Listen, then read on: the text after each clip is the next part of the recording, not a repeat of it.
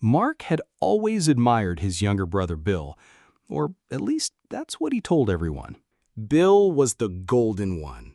Effortless smile, magnetic charm. Mark stood in his shadow. While Bill partied, Mark stayed up late, chasing success the hard way. But it never seemed to matter. Then came Claire. Bill introduced her at a family gathering. His girlfriend, with her kind eyes and warm laugh. Mark smiled. But inside, envy coiled tight. She was the one he had loved, silently, for years. Every glance they shared, every touch, they weren't just reminders of Bill's happiness, but of Mark's emptiness.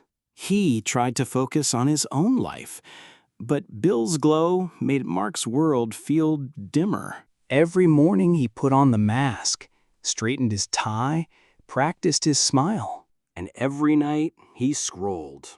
Bill and Claire, smiling, traveling, thriving. The envy deepened. What started as admiration had turned into something poisonous. At a family dinner, Bill announced his promotion. The room lit up in celebration. Mark raised his glass, but the bitterness leaked through. "Must be nice," he said. "Getting everything handed to you," Mark continued. "Some of us have to fight for scraps." The room went silent. Their mother's voice cut through, shocked. "Mark!" Later, alone in the dark, Mark felt it. The guilt. He hadn't just hurt Bill, he'd betrayed himself. He walked through the night, drowning in thoughts he didn't want to face. Then he saw it, a sign in a bookstore window. "Gratitude makes what we have enough." The words sank into him. He'd been measuring his worth with the wrong ruler. He remembered the quiet wins, the project he finished, a friend who said thank you, the life he'd built. And he remembered childhood, him and Bill side by side before success came between them. One rainy night, a knock on the door. Bill stood there, soaked and exhausted. They sat in silence, not as rivals, as brothers who had forgotten how to speak. "You're my brother," Bill said. "I don't want this distance. I've always looked up to you, Mark." Mark felt his chest tighten. The envy cracked just a little. "I'm sorry," he whispered.